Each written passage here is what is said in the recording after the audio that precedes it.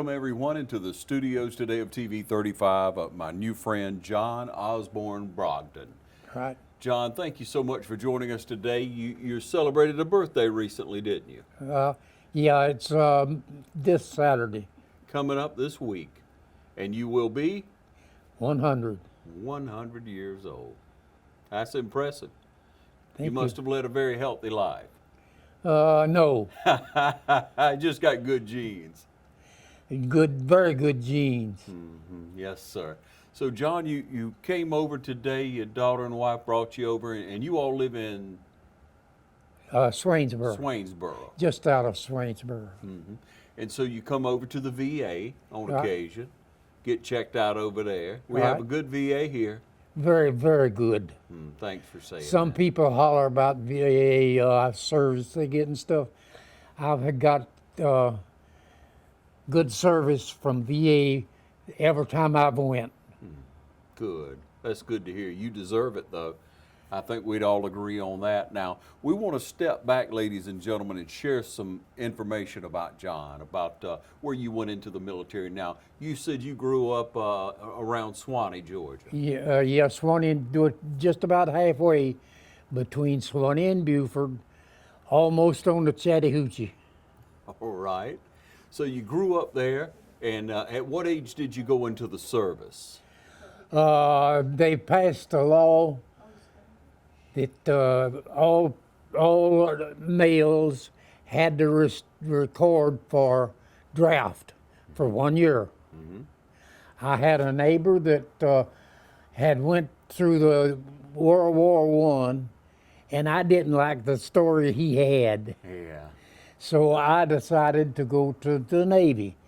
Only way I could dodge the Navy, dodge the draft, was be in the Army. I mean, in the armed service. Yes, sir. So you signed up for the Navy. So I had to sign up for 6 years in the Navy. And so you signed up, and what happened then? Where were you sent to I start out went with? to Norfolk for 5 weeks, and they sent me home for 3 days. I was good enough until I made the fleet schooling, and I went for almost 6 months for sheet metal work, all kinds of metal work.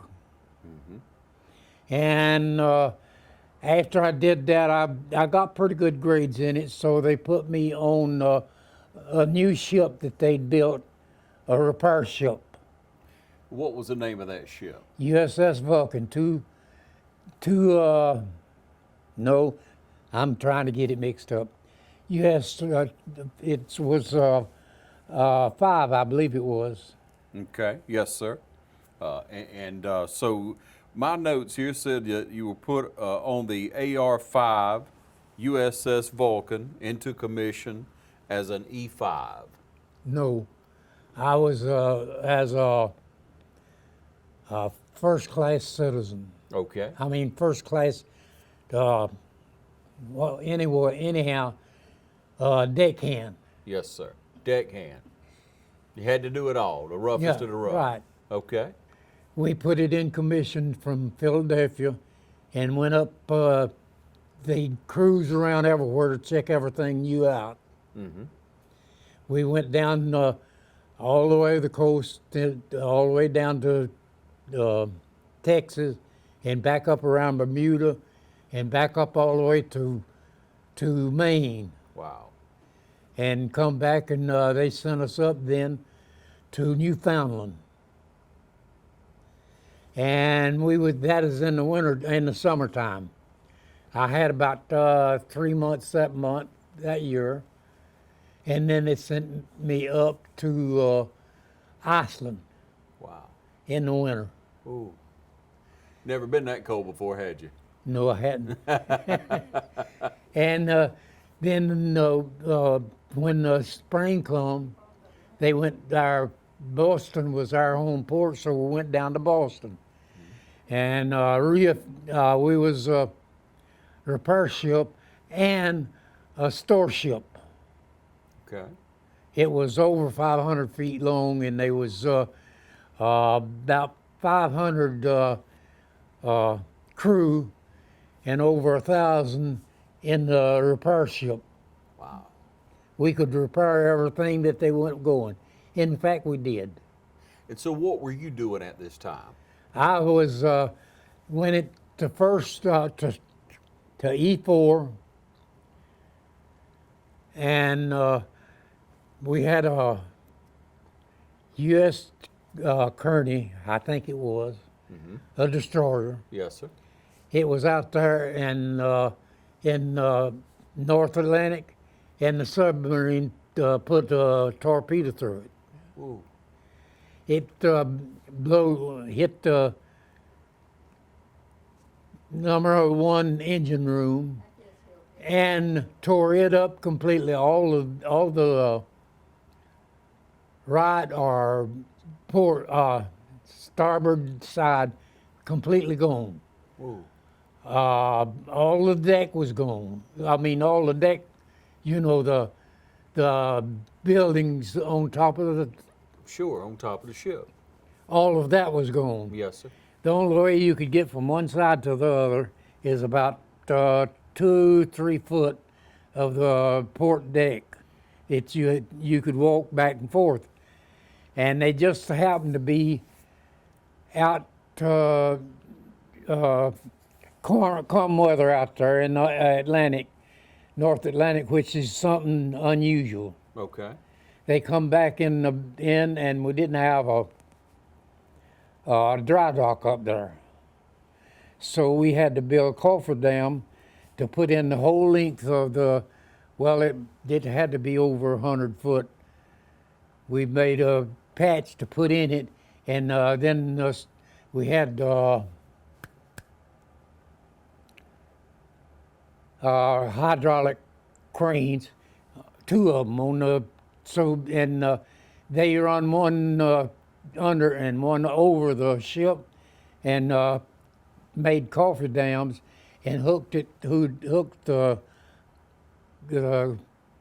crane to the ship and pulled it over and put the cofferdam between them, and had a cuff between it to keep the water out. Uh-huh. And they did that, and we cut all that damaged parts out and sent it back to Boston under its own power. Wow. They On the water you did all this? not wood, iron. Okay. On the water, though, you did this out in the Atlantic? Right. Wow. It was in the army. It was in the anchorage, but it was out there just like any other ship. Mm-hmm. Mm-hmm. And we put it back together and sent it back to Boston, and they cut the damaged part out and had the new one already made, and they just slid it back in, and they put it back in. Now, about what year would that have been? About what year would that have been? That was before Pearl. Okay. Before Pearl Harbor. Yeah, just before. Wow. On the way back, we went down to Newfoundland. Newfoundland, yes, sir. So you spent 2 years part ported of in Newfoundland. Summers in Newfoundland, Uh-huh. and winters was in Iceland. Yeah.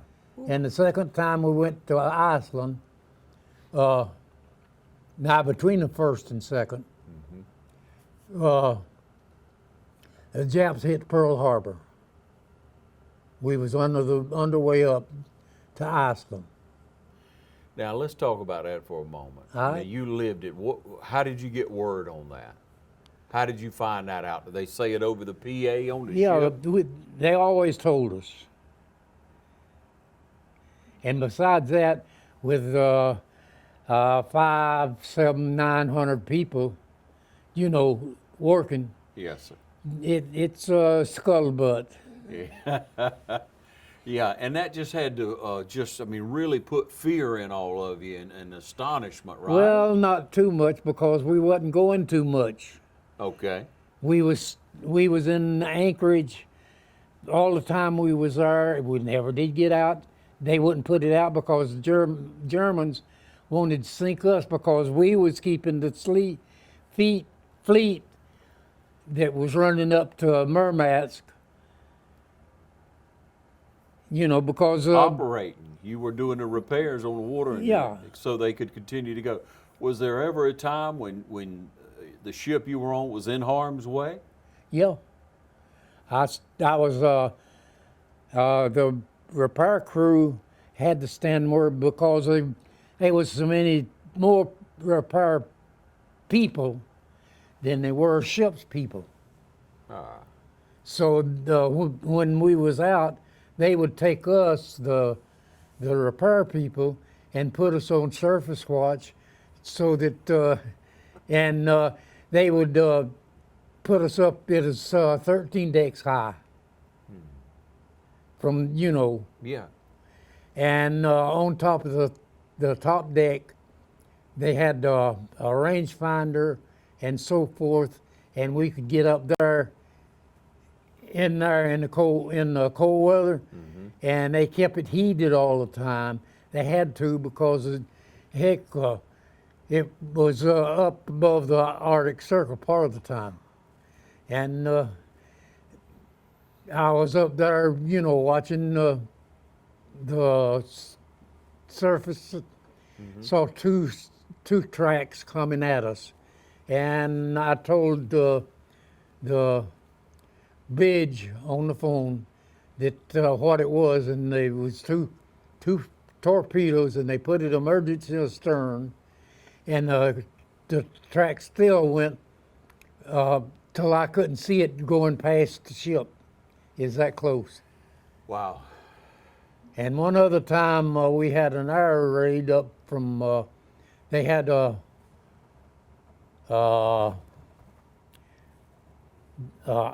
base, what do they call it before they changed the Army Air Force, I guess it was. Okay. Yeah, they had a base up there, and they was only a short distance from that to Norway. Okay. Germans had taken Norway and hadn't got to Iceland. They had air raids over from Norway over to Iceland, and I was in one time that they run a general quarters, but that's all. They didn't throw any bombs at us. Oh, yeah. So the whole time, your responsibility on the ship you were on, Mr. Brogdon, was to repair the ships, get them back into action. Yeah, and after I left that, I made another ship got in there, and we had a storm come in there, and one of the destroyers hit another one, and tore the whole front end off. They had a dry dock up there then, and we cut that off and put another dry dock on, and it wasn't any problem. But since I worked both them, I had got two different recommendations for next rate. I went up to E6, and by then two of my brothers had went into the different services. One of them was in Seabees, and I think the other one's in Marines. Both of them was out in the Pacific, and I got feeling rough because I was out of harm's way down in central Brazil. Yeah. And so I put into active duty. They sent me back up to Orange, Texas, and put the little DE in. It's a small destroyer. It's a destroyer escort. It's a little smaller than a destroyer. Okay. And we put it through commission, went out through the canal, and stopped first. We went through the canal and stopped first at Galapagos Island, and then it was a French ship in it, French ship possession, but the Germans hadn't got it yet. So we went in there and got fuel and went on over to New Guinea. And we run all over New Guinea where they'd put troops and stuff all over. You know, when it was first fighting and Japs were pushing us back, Yes, sir.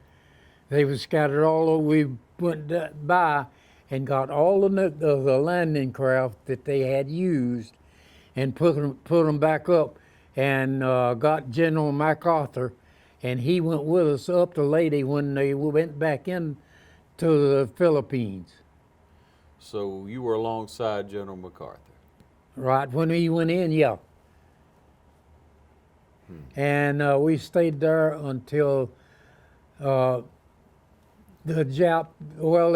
Japs had just we had dropped the bombs on them. And we was up there, went up and carried, it looked like about 1,500, 2,000 landing craft and ships and stuff. Everywhere you see was going up. And we got up to, what was that island, a big island that we took from the Japs but just before they left, you know, before they quit. And we was up there when they quit. And we was had all those landing craft to carry into Japan, and we was happy because we was scheduled for inter bombardment. The ship, we was 6 of us, and the ship I was on was 6, 7 foot, I think 7 foot. That's all. And so we could get up close. We had 5-inch guns. We had the big rifle, what do you call it? It was firing What was some artillery though? yeah, it was a rocket, Okay. like airplanes use. Yes, sir. Okay. Yeah, and so I want to back up just a minute now. When you found out your brothers were actually in active Right. combat, you wanted to also get in active Right. combat. You didn't feel right about being. I in a didn't cushy feel right. position. I was on the beach, and In I Brazil. could get anything I wanted Yeah, and everything else, and I got feeling bad about it because of that. yeah. How many brothers did you have?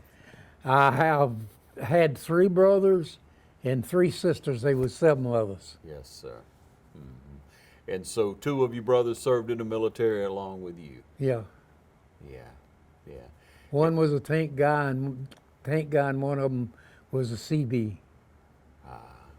Yeah. Con- Ladies and gentlemen, this is John Osborn Brogdon celebrating 100 years on God's green earth. And we're going to take a short break and we'll be back with Mr. Brogdon. You stay tuned. Come on in today to Baskin-Robbins across from the VA hospital in Dublin for every flavor of ice cream under the sun. Get it by the scoop or in the deep freeze, and check out our specialty cakes for all occasions. Something fresh is always brewing at Dunkin' Donuts in Dublin. Come in today for a hot cup of coffee, hot chocolate, all-day breakfast sandwiches, candy-flavored ice drinks, and our delicious Dunkin' Donuts. Open until 10 p.m. every night. Dunkin' Donuts and Baskin-Robbins in the Home Depot parking lot, Dublin. Progressive Rural Telephone Co-op offers a full range of communication products and services to its members in Lawrence County and surrounding areas. We take pride in being your total communications provider, and we work hard to provide quality services at the best prices. In addition to offering phone service, we provide high-speed internet and digital high-def TV. And we always strive to put our members first. Progressive Rural, your total communications company. Small enough to know you, large enough to serve you. ProgressiveTel.com. Call 478-984-4201 or stop by 890 Simpson Avenue in Rents. Progressive Rural Telephone Co-op.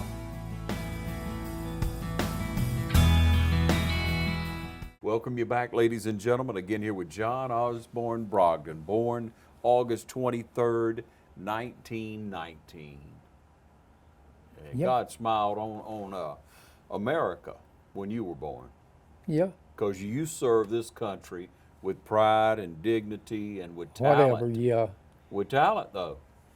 And while I was in there, I never was where they could give me any leave at all. Only the 3 days from from boots, and 5 days from school, Ah, and the rest of it was that foreign. And when we come back through Hawaii and got to the States, they moved us up to. There's a little was a little Navy base up outside of L.A. okay. Fort I forgot now, and we put it in out of commission there, and they had after the war they had to turn the draft people loose first. Okay. So I was enlisted. They didn't release me. I stayed for 2 or 3 or 4 months, and then I was supposed to get out in 46. It was spring, summer in 47 when I got out. Yeah. And instead of getting out, they gave me 60 days vacation and mailed my discharge to me and made my check to me. That was the last I saw of them. Yes, sir. Well, are you glad you served? Yeah. Good. I saw a heck of a lot of land, a lot of country, and I was all over everywhere we. Well, I didn't go to New England. The closest I got was Ireland. Okay. So you went all the way up to Ireland, but you didn't go to Britain. No, Didn't go to we was Great on Britain. the other side of Britain. And on the notes here, ladies and gentlemen, there is locations from Maine to Texas, Guantanamo, Cuba, Puerto Rico, Bermuda. Let's see, coming on down, Newfoundland, Iceland. I'm trying to think, get to them all. Brazil, Yeah, I was Panama Canal. Yeah, that's the reason I didn't get any vacation is because they had the place for me all the time. Says you were in the New Guinea, all Yeah. over the Pacific in ships.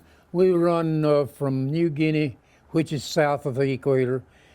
Philippines is on the north, so we was back and forth like this with landing craft and stuff, all the way back and forth all the time. Across the equator. Right. Hot as heck. Yes, a noticeable difference, I'm sure, Mr. Brogdon. And it says here you crossed the equator more than 15 times. Probably. Because I went twice going to Brazil and back. When you were over there, did you miss home? Did you miss the United States? Naturally. Yeah. But it was good to see all the parts of the world. Well, I knew everything that was going on anyhow. Yes, sir. Yes, sir. So let's see. Now it says you served on the USS Mac, patrolling the China Seas after the Japanese surrendered. to eliminate Chinese pirates. Right.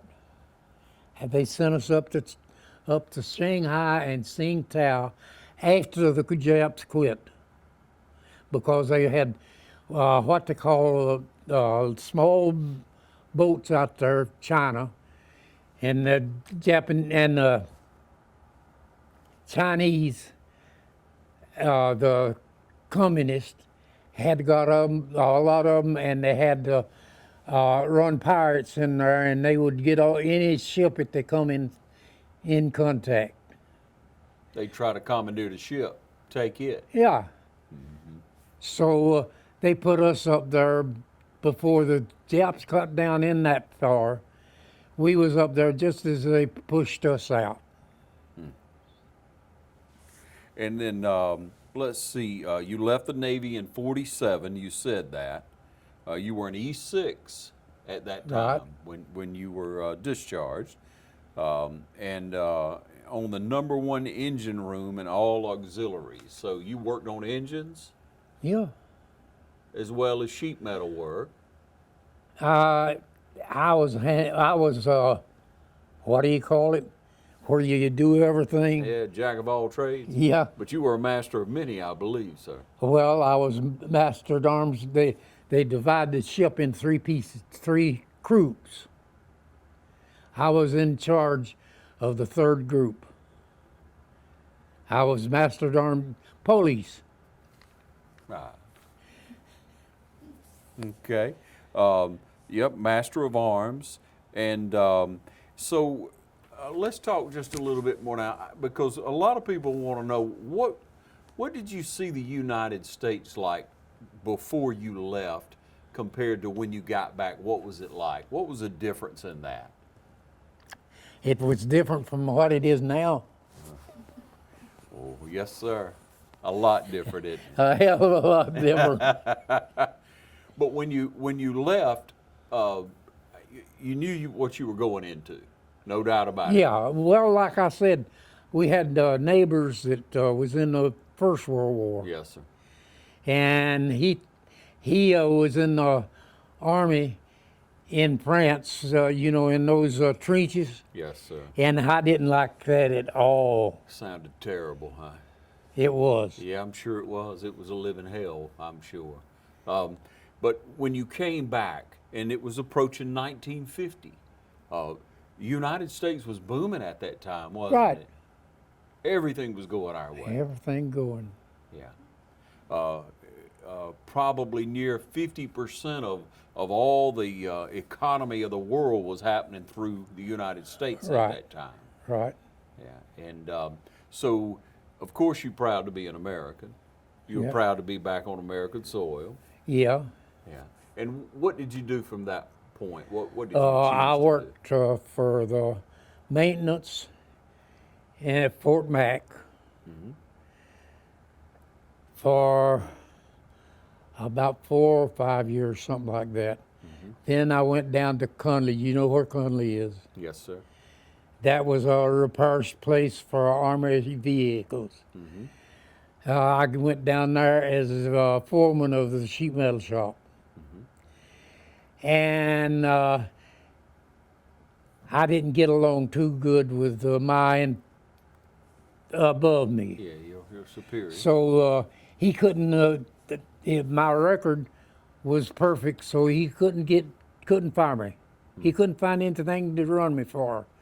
So instead of that, he got him to cut my rate down until he was down ready to push me out or make me take a lower cut.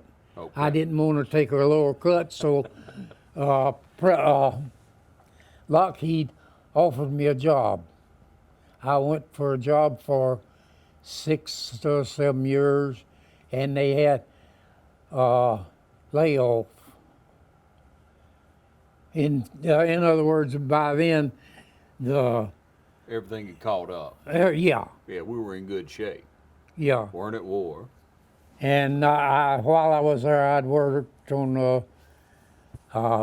B-47, C-130, Jetstar, all of that stuff. and we had our layoff, and by then they was down to almost nothing. So Pratt and Whitney had a team to come in to Atlanta hunting because they knew that we was losing people, and they come in there and hired us. Yes, sir. I went over and they hired me immediately and sent me down to the West Palm Beach, and I stayed there till I retired. And what did you do in West Palm Beach? I made a lot of different kind of engines. Okay.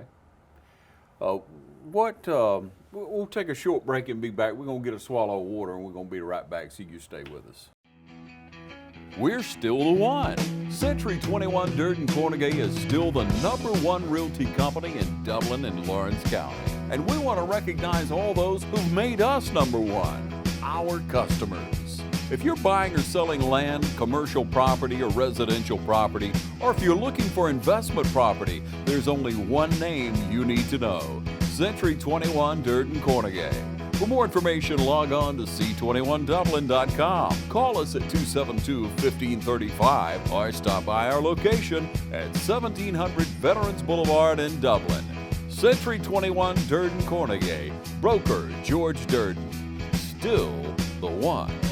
We're still having fun, and we're still the one.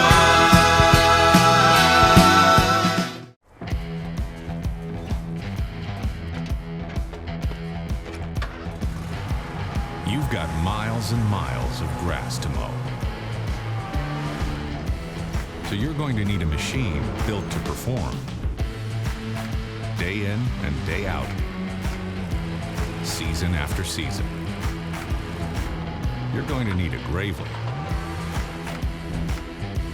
Built to mow the distance. Now at Myers Equipment and Supplies in Dublin. Okay, welcome you back again here with John Osborn Brogdon, celebrating 100 years. And John, we've been talking to you, so much about your service and out of the service. And so let's talk about you got married, you had kids, right? Well, yeah, after I got out, yeah. Okay. Tell us about that. Well, excuse me. I got married before and it didn't work. And, well, it didn't work, and we agreed peacefully to get, so about a year or two after that, I met her, and we decided to get married, and it was a little bit of difference in the age, but we didn't think it'd make any difference. So we still together. That's wonderful. Age is just a number, isn't it? We got married in '51, Yes, sir. and we're still there. Awesome. Wonderful. Now, I have to talk about your cap.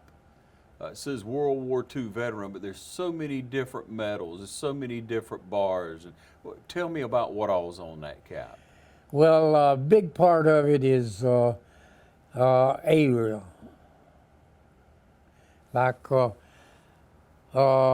we was in the European area, we was in the South Pacific, South Atlantic area. We was in the Pacific area. We was in the Philippines. We was in China. Yeah. So that all just represents different areas you Right. were in your service. All right. And so, here you are. You've been an American for 100 years of your life. I mean, you've served it so well. And when you look back, is there something that you'd like to maybe share with young people, John, that might help them in some way? I don't know. Well, you have to be able to shift from one thing to another. Yeah. For instance, when we come back through Well, back when to put the ship out of commission, Yes, sir. they sent all the people that the yeoman, whatever you want, you know what it is. Sure. They sent all the yeomen. They was drafted, so we didn't have anybody to work anything at all with paper. And since I was the top of my thing, the captain told me, he said, "Hey, that's your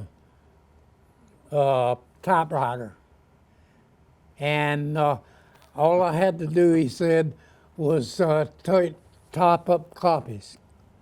Had every removable thing on that ship, everything, supplies, everything else. I had to make 9 copies Wow. of that thing with With a typewriter. And ladies and gentlemen, you know, obviously we're not talking about running it through a copy machine. You had to type a copy and type another right. copy. I had to type another copy. buy.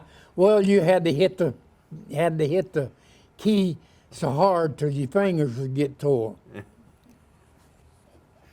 Yeah, times have changed. And I guess I'm about 3-4 months on that. Yeah. And I got the whole ship inventoried before they let me go. Yeah. So you have to be versatile. Right. Whatever's coming along, you gotta change. And it's no different today on that. Maybe different situation, but you still need to be versatile in life. Right. Yeah, that's good advice. Now they put me through service school, which founder, boilermaker, welder, lead burner, plumber, and making cabinets or whatever. Anything. They put me through everything that I could learn. And you learned it. And I even run on that repair ship. I even run for about 6 or 8 months a tank that we plated all the pipes and stuff that they had to run salt water in them. So it ran salt water through it to cool it. Yeah, no, the salt water was cooler, but salt would eat the copper. Sure. So we had to put lead inside of it. Okay. So it'd protect it. Yeah. Yeah, it wouldn't waste away, wouldn't rust. Other advice that you may give, you have grandchildren? Yeah. You do? What? 4 4 grandchildren. great-grandchildren. Great-grandchildren. All right, that makes more sense, huh? And so what do you try to tell them? What kind of future do you feel like they have in America? Just be very versatile. Be versatile. You standing by that one, brother. And that's good advice. You have to be able to change Right. with things that today's responsibility. If it changes to something else tomorrow, do it. Well, look at me. I was raised as on a farm. The first pay I got was chopping cotton. About 5 years old, I guess 6 years or something like that. 25 cents a day. Yes, sir. I got it. A day. A day. Yes, sir. And from then, I'm the youngest. Okay. So the brother older than me, he started when he was about 16. We had a sawmill and he logged it for $1 a day. $1 a day. And the oldest one, he could fire a boiler, so they had something like an engine that they run on rails that you fired by wood. He got $1.25, but he had to come in early, and he had to stay late to you know, to keep the, Keep the boiler burning. yeah. Yeah. And from there, it just got better and better, didn't it, John? Hey, well, whatever. Yeah. You still feel like America's the greatest country in the world? Yeah. I could have went to other people, I guess, and I didn't want to. 100 years old. Do you feel like you're 100? Sometimes, not often. I believe not often. I believe it. Have you always had the energy that you have now, John? Most of the time. Something come along and I'd get over it. I was always pretty rugged, I guess. I've had trips to the hospital and so forth, got over it. They had to keep track of me for 6 years. They took about a foot of my colon out and 40% of my bladder. I had a lot of different things like that. Yes, sir. Yes, sir. John, I got to ask you, what do you feel like makes a hero? I don't know. Really, most of the heroes, they're not heroes. They're just where they're supposed to be, and they're doing what they're supposed to do, and what you and I would do, and nothing else. Yes, sir. You don't, you're crazy as heck if you get out there and get into something, and somebody's out there dying, and you taking a good chance of dying if you get in there with it. And you go on anyhow, that's a hero. Now, if you're in there and it comes up and you do something that saves somebody, you're not a hero. You're just doing your job. duty. Yes, sir. Yes, sir.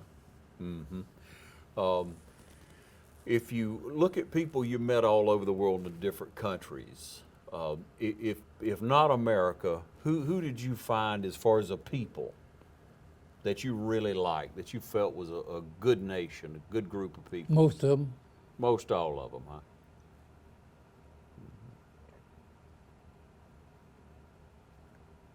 You just enjoy people, don't you, John? More or less. Yes, sir. I don't talk too much. Somehow I don't know about that. You can ask them about that. But if it's something I know about, then You'll I share. can talk. Otherwise, Yes, sir. Who's the greatest president America ever had? tell you the truth, I think Roosevelt was, Why? because he pulled everything back, banks and everything else. Well, he was only president that was elected more than twice. And so during that time, times were hard, no doubt about it. Right. Yes. Went right through the worst of the depression that we had. Excuse me. It's all right. What was the roughest you ever saw it? What were times like? I don't know.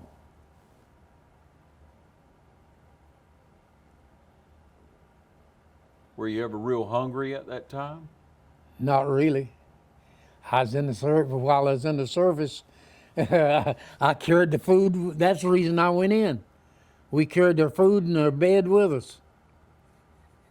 Had everything you needed right there. Right. What about some of the men you served with? People from all over, I'm sure. Different parts of the country, right? Yeah, You remember many of them? a lot of them. Anybody that stood out to you? Just I'll say, let me say this thing. It's I don't know whether I should or not, but I'm not a segregationist. okay. The Navy was strictly segregated. It was only black people, only colored people was the servants for the officers. That is all. But that didn't bother me a bit in the world. I used to play poker and so well. You put that many men in, and with a little bit of money and nothing else to do, they gonna find something to do. Right. And a good poker game fit. Yes, sir. Yeah. So I had a friend, and we would bank. One of us would be a dealer, and the other one would be a banker. And the banker would keep track of all the track and pay, and tell the other one what they had to do and what to pay. Right. Mm-hmm. Did you ever win any money? Well, while I was up in Iceland, I drew a one paycheck for 1 month, and for the 9 months I drew 2. Oh, no. On that note, we'll take a short break and we'll be right back. Again, we're speaking with John Osborn Brogdon, born in August 23rd, 1919, a great American. We'll be right back. Curry Maffitt Insurance has been a part of our community for the past 117 years. Come in today at our brand new location in downtown Dublin and experience the difference an independent agent can make. At Curry Maffitt Insurance, we can handle all your insurance needs, including home, auto, and business. Plus, we're local. Since 1902, Curry Maffitt Insurance, now at 115 West Jackson Street in downtown Dublin. Hey, my name is Chloe Zeckley. I do paintings for the angel babies. I raised $2,040 last year, and that all went to charity to the Salvation Army. If you are interested in getting one, you can come to the car lot of East Dublin, right across from the Dairy Queen. We welcome you back, ladies and gentlemen. Having a good time being able to speak to Mr. Brogdon. Again, celebrating a century, 100 years on this beautiful earth. And you still celebrating it today. You can tell by the look in your eyes, John. And it's encouraging to me to be able to sit and talk to you. Now, in 1969, the United States put a man on the moon. Right. You know, we had sent a spaceship into orbit and what have you prior to that. But now, after you left Lockheed, you went where? To Pratt & Whitney down in West Palm Beach. All right, and went to West Palm Beach, and you actually worked on a rocket there, didn't you? I worked on the rockets. I worked on a lot of more jet engines than rockets. Okay. I worked on, it's a big job. It was a pursuit airplane, and it had 4 engines, and it would run over around 3,000 miles an hour. They still use it. Still use it. Still using the C-130 that I worked up there back in the 50s. Some of the engines is running over 50 years. You built a good one there. Yeah. We built civilian a jet engine to run run up to high as 50,000 people for lights and electricity. In out of the way places, you know, like New Guinea or some of the places like that, Yes, sir. that they didn't have any way of getting electricity in there. We built the engine that would run keep 50,000 people a power. With power. Yeah. We built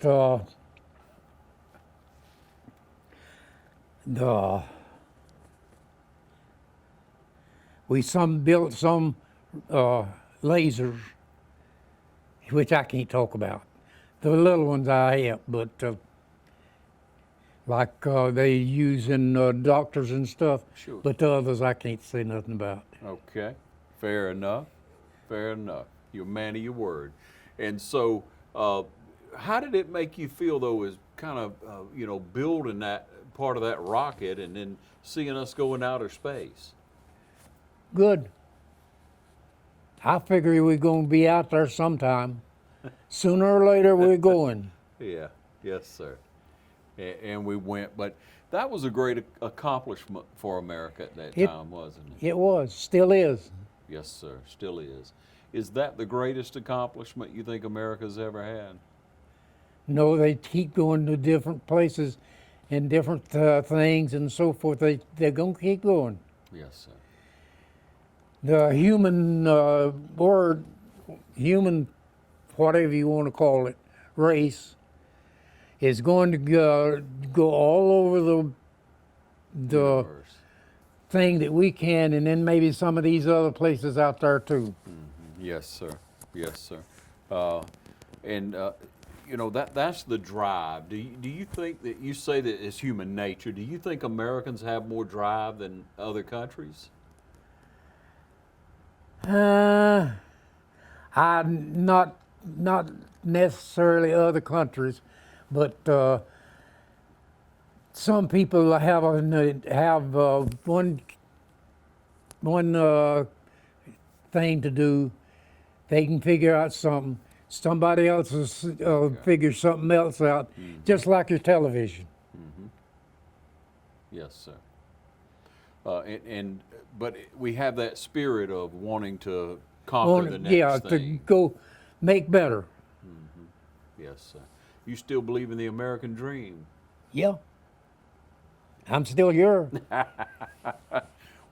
What do you think it really takes? I know you got to be able to adapt, but if you start out with nothing, John, and you hear the stories now, not many people. There still are some in America that start out with nothing. I did. Yes, sir.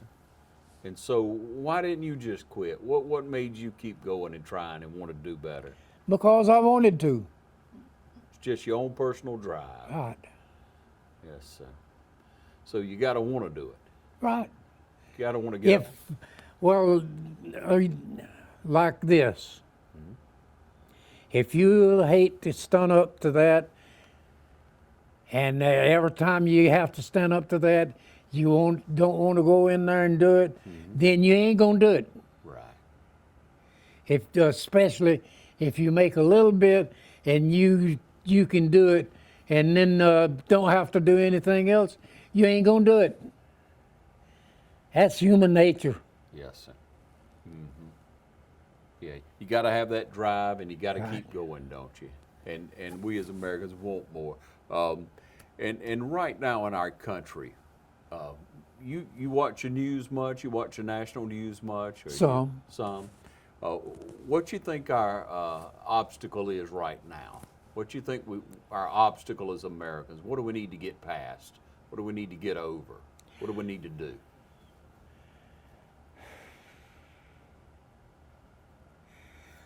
Well, I don't know to tell you the truth. Like I said, I wasn't raised up as a segregationist.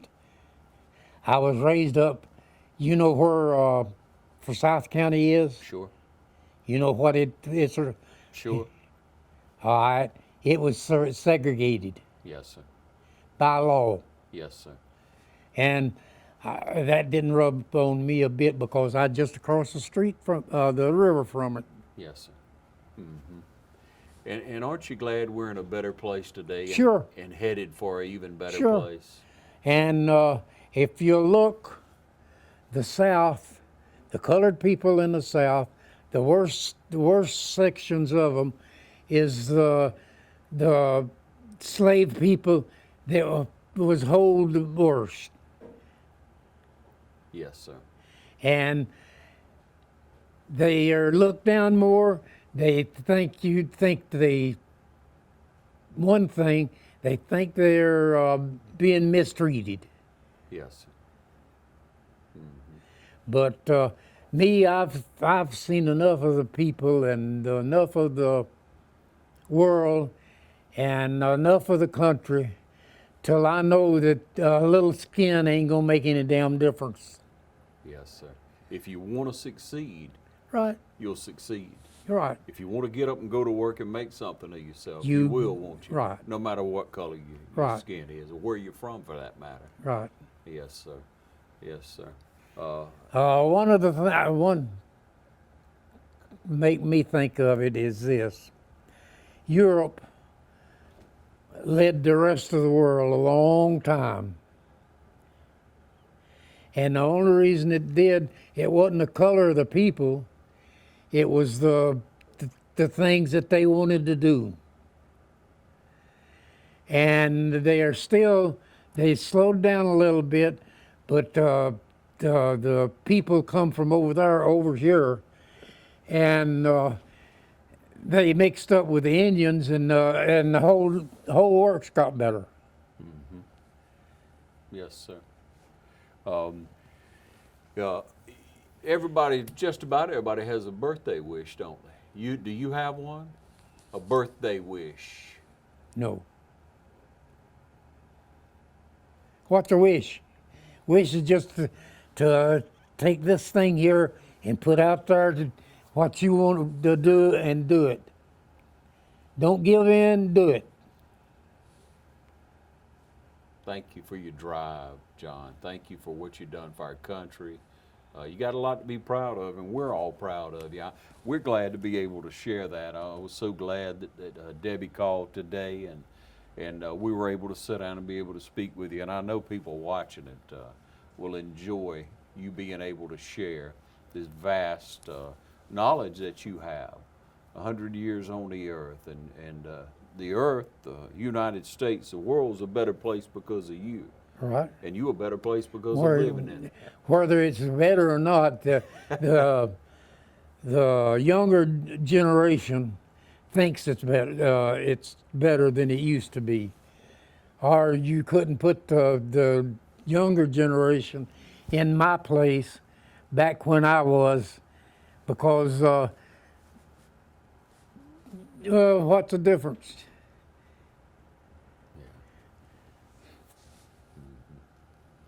Yes, so you came along at the right time, and again, we appreciate your service. Well, it's getting faster and faster every time. Years get a little faster. No, the human race Okay. is going up, up, up. Yes, sir. They learn something, and it spreads out a little bit, a little bit, a little bit, and all the outlying countries, they get a little bit of it, and they just the whole thing gets a little better and a little better. Yes, sir. Well, I'm proud to say that you've been a part of us all getting a little better and a little better. Ladies and gentlemen, this is John Osborn Brogdon, again, born August 23rd, 1919. And we want you to join us in wishing you happy birthday. Thank you.